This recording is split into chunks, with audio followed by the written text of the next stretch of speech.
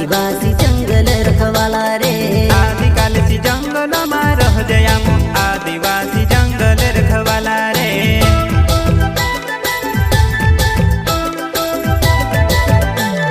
चल जंगल जमीन काज पूजे रे आदिवासी दुनिया ने रखवाला रे। बाप देव खतरी काज पूजे रे आदिवासी सबसे निराला रे।